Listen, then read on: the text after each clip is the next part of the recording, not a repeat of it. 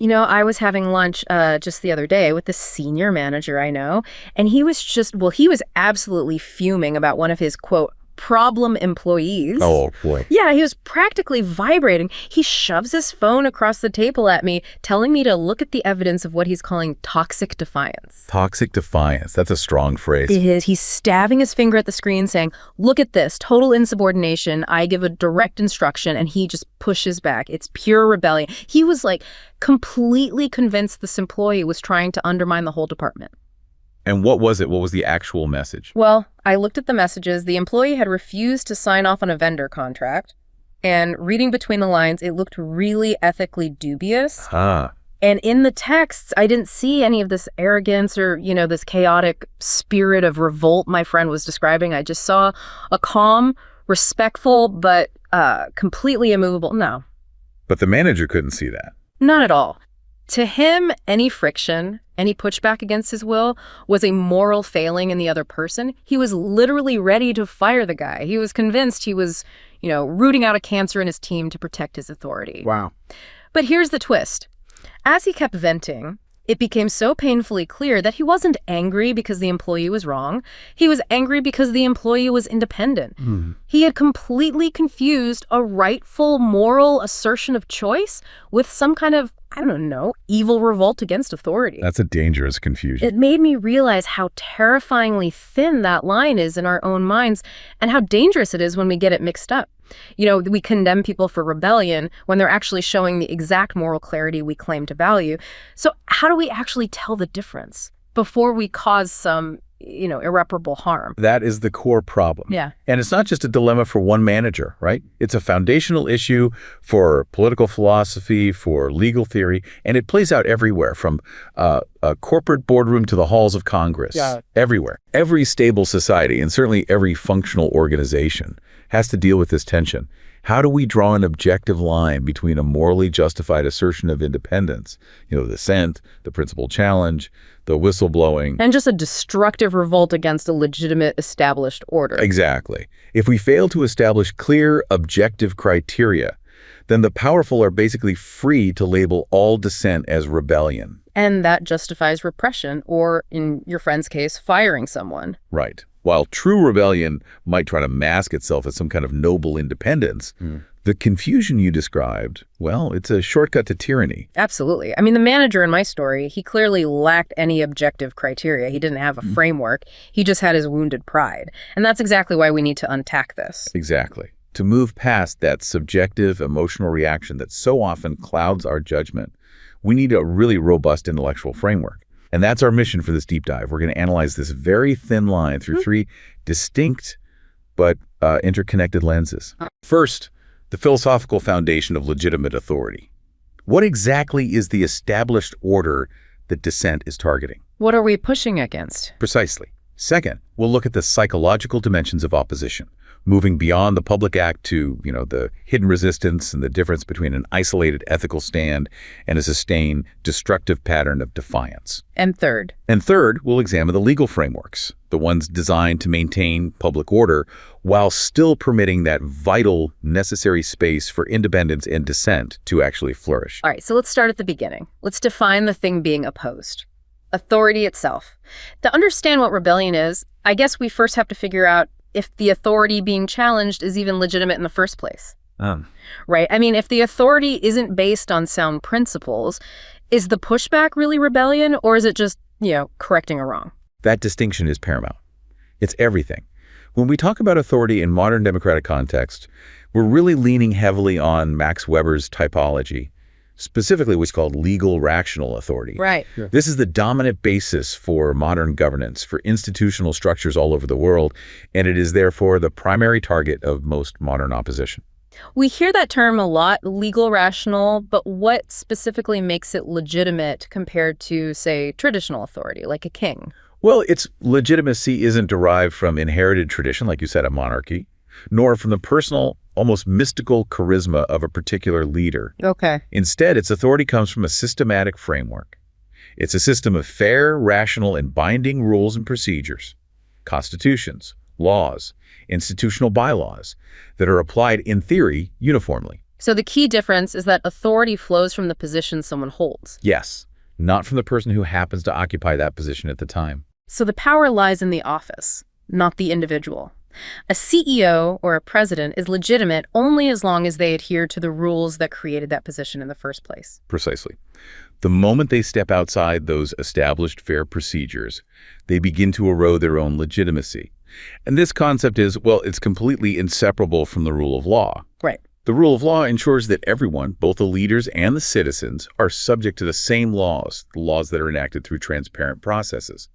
This is what fosters fairness, accountability, and predictability.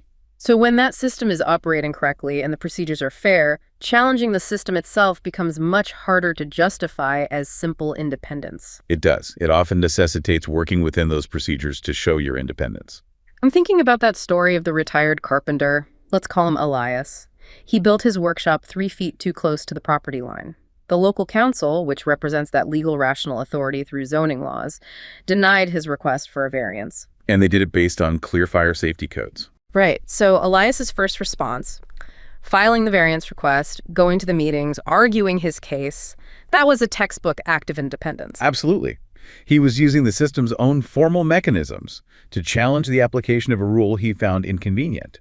He was respecting the rule of law by engaging with the established rational procedures. But then he was denied. And it was like a psychological switch just flipped. He stopped recognizing the council's authority at all. He started building at night, harassing the inspectors. All fueled by wounded pride. He felt they were tyrants. Exactly. And that transformation, it really highlights the fragility of legal rational authority when it comes up against the human ego. Elias had a valid path for his independence. He could appeal, he could start a political campaign. But he didn't. No, his personal grievance transformed his principled action into a destructive revolt. He rejected the foundational social contract of living in that community. Which is the maturity to accept a no when it's delivered through a legitimate, codified process. When that capacity breaks down, independence just curdles into personal rebellion. Which is why the system itself is the most important guardrail we have. And this brings us right to the core constitutional basis for political power. The concept of consent, the idea that we, the people, actually agree to be governed. Exactly. The entire legitimacy of democratic governments rests on the consent of the governed.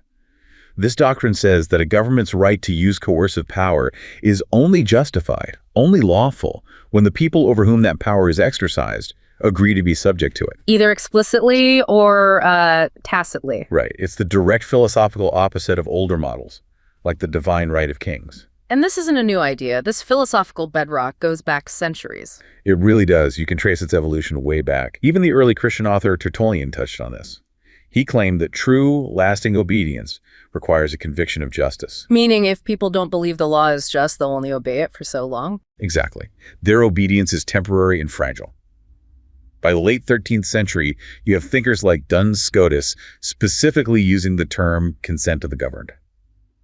And then, of course, John Locke cemented the idea. What was his argument? He argued that civic power comes from the inherent individual right each person has to protect themselves and their property. A right which is then collectively transferred to the community, to the government, to ensure greater protection for everyone. Which leads us straight to its most famous articulation, at least in the American context, in the Declaration of Independence. Precisely. It clearly states that governments are instituted to secure rights, and that they derive their just powers from the consent of the governed. And here's the critical point for our discussion. The ultimate justification for independence is the phrase that follows. Whenever any form of government becomes destructive of those ends, it is the right of the people to alter or to abolish it. Right. That right, even if it's exercised rarely and at great risk, is the legal and moral escape clause. It's the ultimate justified act of independence, legally enshrined right in the founding document. But there's an immediate practical paradox built right into this model of consent. We could call it the consent tension. What's that? If a majority votes in a government or a policy, that government is considered legitimate, even if 49% of the population explicitly disagrees. Right. That tension is profound. You can't require unanimous consent. You can't. If you did, it would essentially grant a veto to every single dissenting individual, which would make governance and collective action impossible.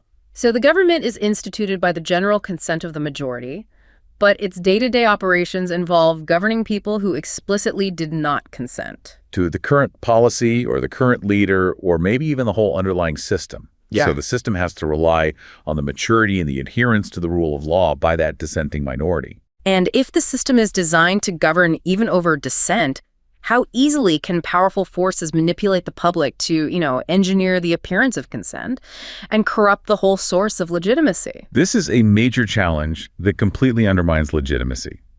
And it brings us to the concept of engineered consent. Engineered consent. Propagandists and early public relations pioneers, most famously Edward Bernays, they theorized that if the public is too irrational or emotional to make sound decisions, then democracy requires a new technique for the engineering of mass consent. That sounds incredibly manipulative. How does that mechanism work in practice? It's manipulation by subconscious appeal. Bernays' work focused on leveraging the public's subconscious desires and fears to get them to vote a certain way or buy a certain product. Can you give an example? Sure. To sell more bacon, his research connected the heavy, greasy breakfast not to taste, but to the authoritative figure of the doctor. By getting medical experts to declare that a heavier breakfast was healthier, he created a public consensus, or engineered consent, for eating bacon. He was appealing to the need for scientific validity, not rational choice about food. Exactly. So in a political context, engineered consent is when a candidate or a policy is sold not on its merits, but by subtly connecting it to deep-seated emotional needs, security, patriotism, fear to manufacture that statistical majority you need for legitimacy. So the forms of an election are followed, but the spirit of rational consent is just hollowed out. Precisely. The legitimacy of the whole legal rational structure is fundamentally corrupted when the process of getting consent is based on mass psychological manipulation.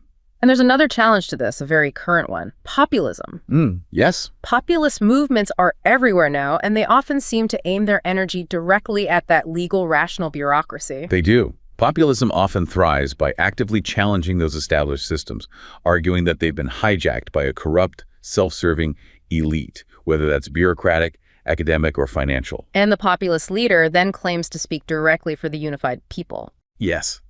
The danger here is that they try to replace the cold, rule-bound adherence of legal rationality with charisma and direct, often emotionally charged, mandates from the people. Which can lead to more authoritarian forms of government? It can. They attack the legitimacy of the rules themselves, they argue the rules are rigged, and therefore that justifies a radical departure from the established framework. Okay, so we've established that legitimate authority is based on rational rules and consent, but that legitimacy is constantly being tested by internal dissent, like with Elias, or external manipulation with engineered consent, and political challenges like populism.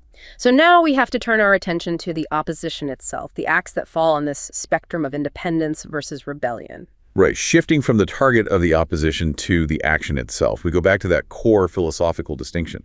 Rebellion in this context is defined as a revolt against legitimate authority. And it's an action often tainted by negative personal motivation. Exactly. Things like resentment, anger, wounded pride, or just simple avarice. So independence, then, must be the assertion that is untarnished by those corrosive emotions. Yes.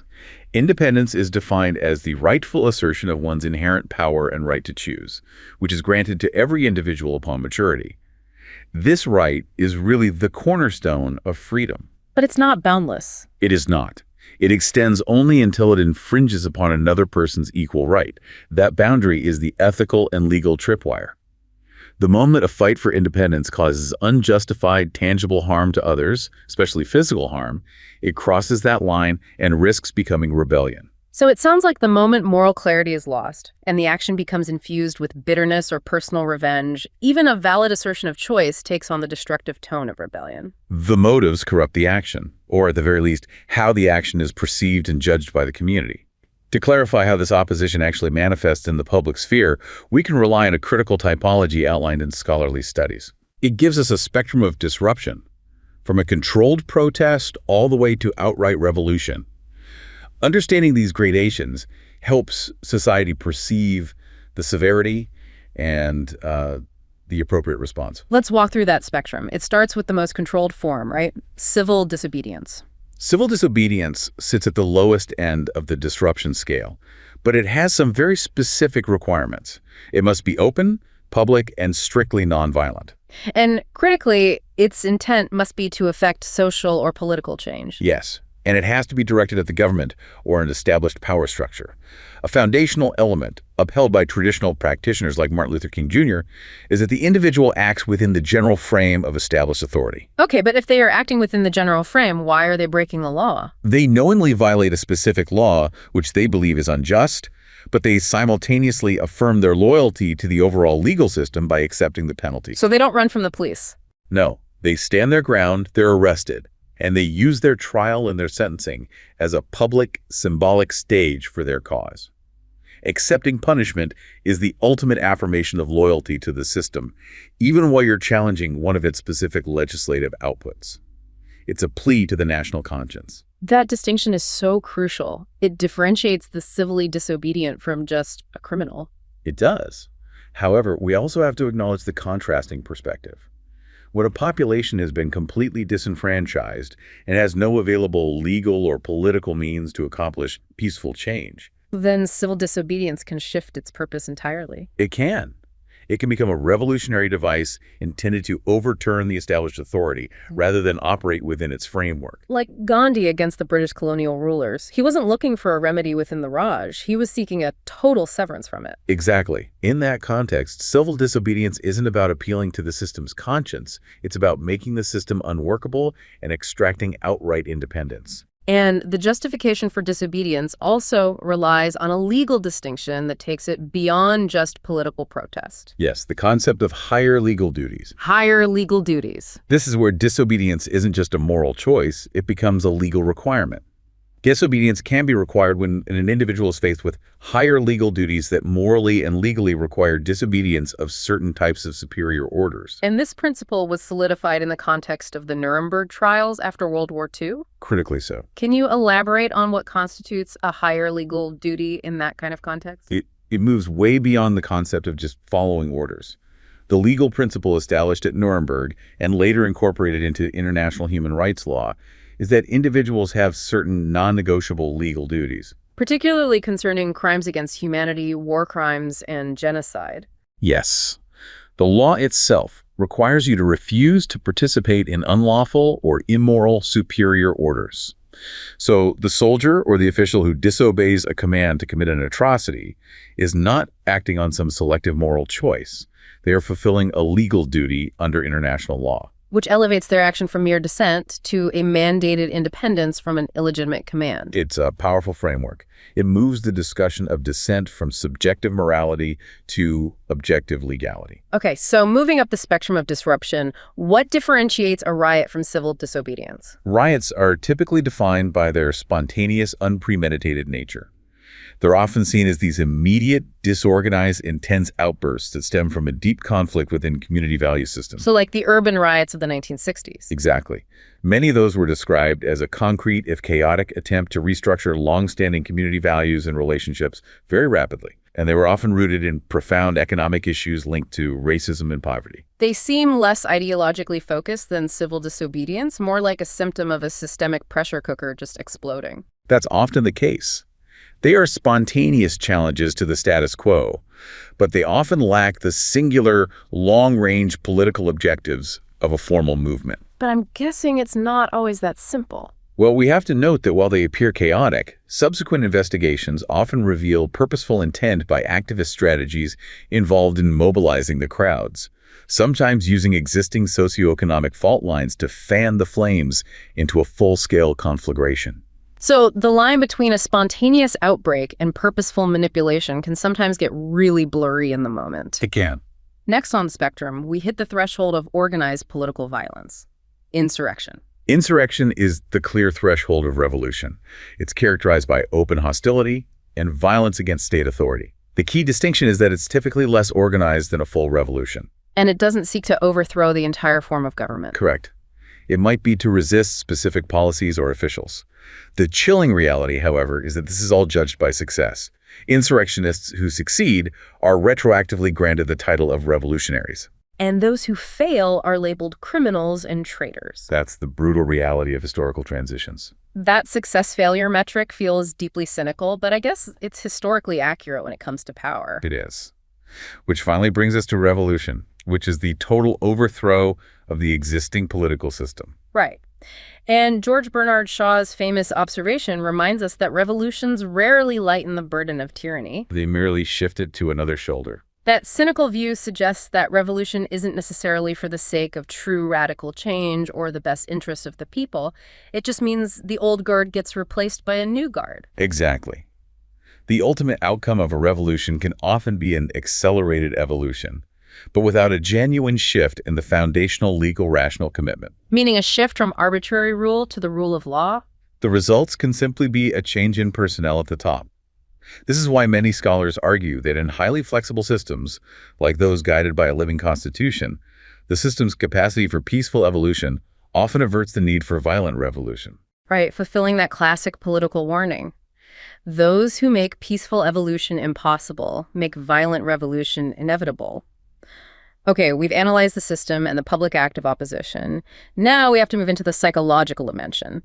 And this takes us right back to my opening story about the difference between a single, principled act of independence and a sustained posture of rebellion. This psychological distinction is vital, especially in organizational or communal settings. A single rebellious act, however ill-conceived, can often be followed by genuine repentance. Leaving room for forgiveness and restoration, it's an aberration. Right. But a sustained pattern of repeated rebellion is fundamentally different. It's deliberate, often unrepentant, and it suggests a deeper internal issue, a profound lack of humility or a sustained, simmering grievance that just fosters destructive consequences in one sphere of influence. Like the story of Sarah, the senior developer at that fintech startup. Her initial action, pointing out the dangerous security flaw in their product, that was isolated defiance. It was a necessary act of independence that served the greater good of the company and its clients. But then, when she felt she wasn't credited enough or praised for her expertise, her motivation shifted completely. It curdled. It became professional arrogance and bitterness. And her subsequent sustained pattern malicious compliance, intentionally vague documentation, withholding critical information from management that stopped being about code or security. It became a personal, unrepentant campaign aimed at undermining the hierarchy. She crossed the line from a technical expert exercising moral independence to someone consumed by destructive subversion. And that shift highlights the psychological danger. Yes, when defiance becomes an ingrained personality trait driven by wounded pride or a desire for control, it destroys the team's cultural fabric. True independence aims to build and correct. Sustained rebellion, driven by ego, seeks destruction and disruption for its own sake. That makes perfect sense for visible, dramatic acts of defiance. But often, resistance is quiet. It's hidden and dispersed. This brings us to the fascinating concept of everyday resistance. Or what scholars like James C. Scott call infrapolitics. Infrapolitics. Yes. This academic territory acknowledges that resistance isn't always the grand public demonstration. Instead, it's the quiet, disguised opposition, often individual, small-scale, and not articulated in formal political language. These are the mundane acts of defiance that can undermine power structures from within. We're talking about foot-dragging, strategic laziness, calculated ignorance, feigned sickness, sarcasm, minor theft, or avoidance of duties. These petty acts of insubordination. Exactly. Individually, these acts are trivial. They're often dismissed as just inefficiency.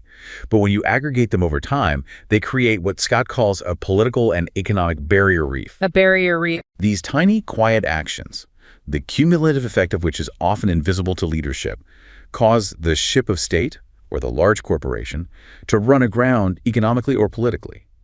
Leadership usually only focuses on the dramatic shipwreck, not the vast accumulation of tiny acts that made it possible. Scott suggests this veiled resistance is the primary tactic used by exploited or subordinated people to survive and undermine repressive domination, especially when open rebellion is just too risky. But this raises a huge challenge. If the act is hidden and individual, how can a manager or a researcher distinguish between an employee who is intentionally engaging in infopolitics and one who is just genuinely lazy or incompetent or just having a bad day? That is the crucial methodological challenge. The key theoretical proposal is to define everyday resistance as a practice or an oppositional act that has the potential to undermine power. Rather than demanding explicit political consciousness or intent from the person doing it. Exactly. So we judge the effect of the action in relation to the power structure, regardless of what the actor was thinking at the time. Why is that distinction so important? Because if we defined resistance solely on the actor's intention or conscious political motive, we would miss the vast majority of resistance that hasn't yet reached full political awareness, or resistance that is motivated by something else entirely, like satisfying immediate needs, gaining status with your peers, or simply avoiding burnout. So the consciousness and motives are highly variable, almost impossible to measure. But the cumulative effect of the practice, the oppositional act itself, is what ultimately matters to the power structure. Correct. This also implies that resistance isn't some pure force that's separate from power. It's deeply defined by the structures it operates within. Absolutely. We have to analyze the entanglement of power and resistance. Resistance is always conditioned by the structures of power it's engaging with. Furthermore, resistance is frequently intersectional. What does that mean in this context? It's a highly nuanced concept. Individuals simultaneously occupy multiple positions within different systems of hierarchy.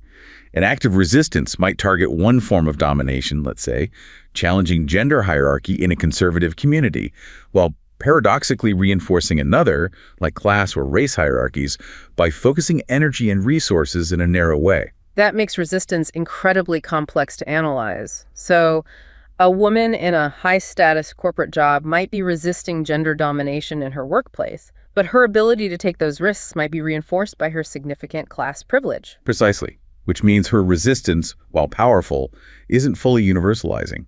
It reveals the layered nature of power dynamics. Do we have a historical example of this kind of everyday resistance that really changed a power dynamic? One of the most illustrative examples is the manipulation of the task system on plantations in the American South. Tell us more about the task system. So some slave owners used this system to manage large operations. Instead of driving the enslaved people as a collective group all day, they were assigned specific, measurable tasks for the day. Once they completed their assigned work, they could use the remaining time for themselves. To do what? To tend small personal gardens, mend clothing, or simply rest. This was intended by the master to increase overall productivity and compliance. But the enslaved people quickly realized they could manipulate that incentive for their own independence. Yes. By maximizing their efficiency and completing the tasks quickly, they gained personal free time.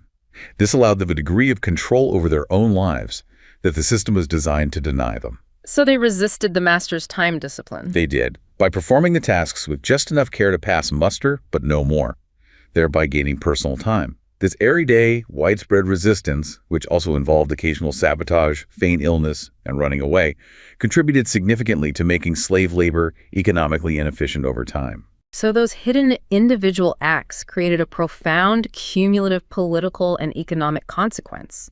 They helped the entire institution of slavery run itself aground, demonstrating the power of that invisible barrier reef. It underscores that the most effective opposition is often not the loudest or most traumatic, but the persistent, dispersed, and often quiet acts that drain the energy and resources of the dominant power structure. The moment resistance becomes public, a protest, a riot, or civil disobedience, it enters the formal judicial system. And this leads to the conflict we could call civil disobedience in the courtroom. And this is where that critical legal distinction between principled independence and outright rebellion is either established or intentionally lost. That is the core of the protesters' dilemma.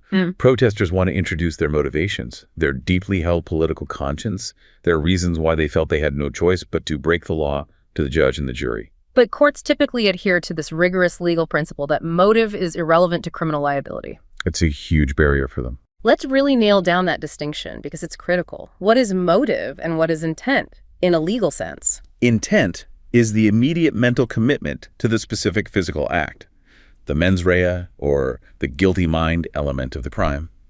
For example, the intent to purposely block a road or the intent to physically trespass on private property. Okay. And motive. Motive, conversely, is the ulterior reason for the action, the desire to fight injustice, the pursuit of self-enrichment, or the wounded pride of that senior developer we talked about. So the legal system operates on a fundamental constraint. Intent is an element the prosecution has to prove. Motive is generally considered extraneous information. Which leads directly to the judicial practice known as the exclusion of narrative. The exclusion of narrative. Precisely. Judges routinely prohibit protesters from testifying about why they acted. They argue that evidence of political conscience is irrelevant to proving the elements of the crime, like trespass or disorderly conduct. I remember that college protest case. The judge restricted testimony only to whether the students were ordered out of the street and whether they heard and understood that order. And everything else was excluded as irrelevant. So in that light, the court is essentially saying, we don't care if you were trying to expose a systemic injustice or if you were just drunk and causing trouble. The only legal question is, did you purposefully commit the physical act? Yes. It legally strips the act of civil disobedience of its political and moral meaning. And that constrained application of relevance overlooks modern understandings of how juries actually process information and arrive at a verdict. It does. We need to examine two crucial modern concepts that strongly support admitting motive evidence: narrative relevance and blameworthiness. Okay, so why is the narrative so central to a trial's outcome? Well, cognitive science tells us the human brain is hardwired to process and understand information through stories. Trials are messy. Evidence comes in piecemeal, fragmented facts delivered by witnesses and documents. And motivation provides the essential connective tissue. Exactly. It creates a cohesive narrative, allowing jurors to organize those disjointed facts into a plausible, understandable story. So if the defendant, the protester, can't explain that their act of blocking the road was the culmination of years of ethical distress and a commitment to justice, their story just remains fragmented. And they lose the story battle to the prosecution. The prosecution presents a clean, coherent narrative.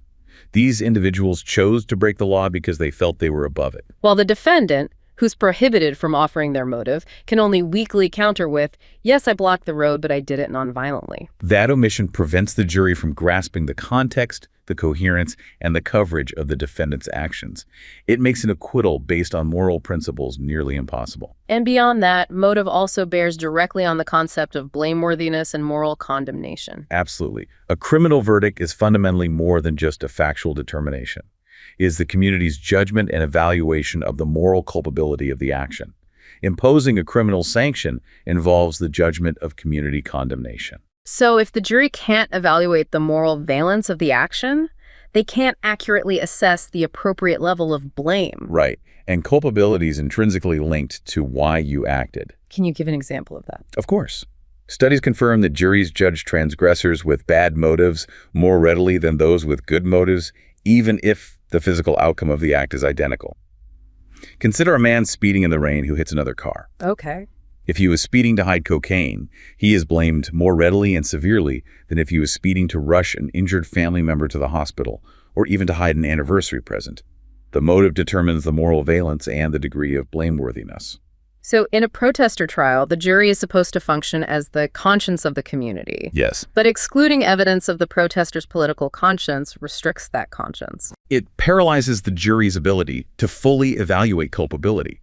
The jury can't determine if the action, while technically illegal, is insufficiently culpable to warrant a criminal condemnation. The act of sitting in the street while a violation might be viewed as non-culpable if the jury fully understood the systemic injustice or political desperation that led to it. So the law, by excluding motive, is essentially trying to enforce a kind of moral blindness on the community. That's a good way to put it. So if the courts know motive is essential to moral condemnation, why are they so profoundly reluctant to admit it? What are they afraid of? The primary judicial reluctance stems from a pervasive fear of jury nullification. Jury nullification. Judges worry intensely that if they allow extensive evidence of a protester's political conscience and good motives, the jury, sympathizing with the cause, whether it's environmentalism, civil rights, or economic justice, might exercise its inherent power to acquit the defendant, regardless of whether the law was demonstrably broken. So jury nullification is essentially the jury rejecting the law itself in that specific case based on their moral or political sentiment. It's the jury acting as a check on overzealous or unfair applications of the law. Historically, this was used in cases like the fugitive slave laws. Northern juries would refuse to convict those who aided escaped slaves, regardless of the evidence. But judicial systems view nullification as a dangerous disruption of the rule of law. They do. By excluding motive, judges attempt to control the jury's access to conflicting emotional and political perspectives. They're trying to force the verdict to be based purely on the technical, factual elements of the crime, not in the broader moral or political context.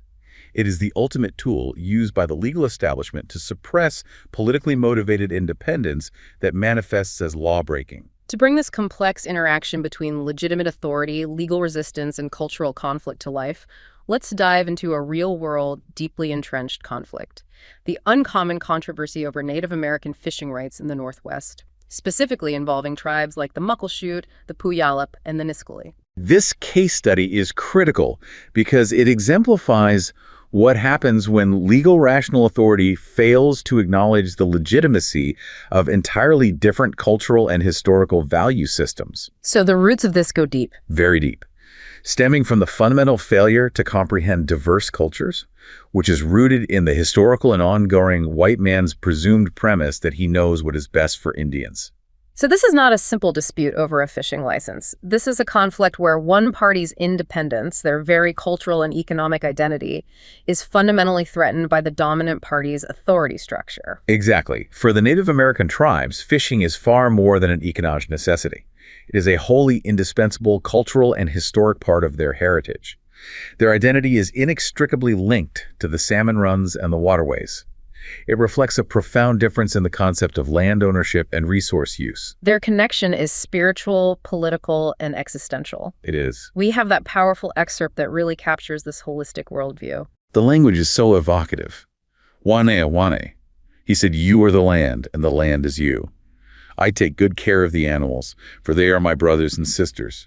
I honor ocean as my father, for he gives me food and a means of travel." That concept of common ownership, of trusteeship, and spiritual reverence for the land and animals, it stands in direct, stark contrast to the government's approach. Which was land allotment, declaring surplus land was saleable and regulating resources purely for commercial or recreational use. So the tribes are asserting their independence based on treaty rights and deep cultural claims, while the state authority is asserting its legitimacy based on conservation regulations and maximizing public recreational access. And this complexity is compounded by the sheer number of competing interests involved. We have the many fomenters creating what seems like an impossible knot of interests in this controversy. It involves the tribes, but also massive, powerful competing groups: commercial fishermen, sport fishermen, environmental conservationists, state and federal resource agencies. And critical commercial interests like dam builders who block salmon access, road builders who alter river courses, loggers who pollute the watersheds, and land developers who diminish natural habitat. Every single one of these groups is striving to advance and protect its own position with little or no concern for the needs or demands of any other interest. It's a perfect microcosm of how competing legal and economic claims intersect with non-negotiable cultural independence. And the ultimate impact goes beyond the immediate stakeholders. The destruction of the fish stock impairs commerce and eliminates a national food source. But the most far-reaching significance of this case, however, is the ultimate value question this controversy forces upon the majority. The conflict reflects actual differences existing between the vital interests of a powerful majority and a marginalized minority. And resolution demands something painful from that dominant group. It does. What is that painful demand? It requires individuals in the majority to fundamentally question their own values and ask, what sacrifice are we prepared to make to resolve a dispute between ourselves and a weaker person with contradictory vital claims? So it's asking the majority, the dominant culture, to confront their commitment to the principles of justice and liberty when it actually costs them something tangible. Like convenience or a recreational asset, or even a small slice of economic growth. It demands that the stronger party concede status, resources, and cultural claims to a weaker party whose views and values are often utterly different from their own.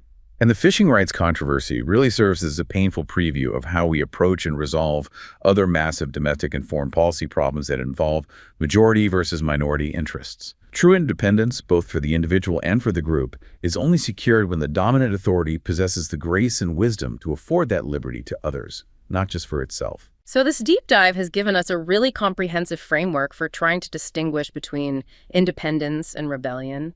We've established that the line isn't defined so much by the physical action itself. Right, since breaking a rule or defying an order can be either. But by the intent and the underlying psychological motivation. Absolutely. The critical assessment lies in diagnosing that intent and determining whether the action fundamentally respects the concept of legitimate authority, even while it might be challenging its specific application. So if the action is driven by principled moral clarity, and it's aimed at improving the system, and the actor is prepared to accept the procedural consequences. That is independence, Duh. which requires grace and a profound wisdom. Conversely, when that assertion of choice is tainted by personal arrogance or wounded pride, anger, resentment, And it seeks to destroy the structure, whether it's the framework of a corporation or a government, rather than correct a specific injustice. it quickly morphs into rebellion. We saw this play out in the workplace, where that sustained posture of rebellion, fueled by bitterness, caused destruction far out of proportion to the initial grievance. And we know the legal system really struggles with this moral diagnosis.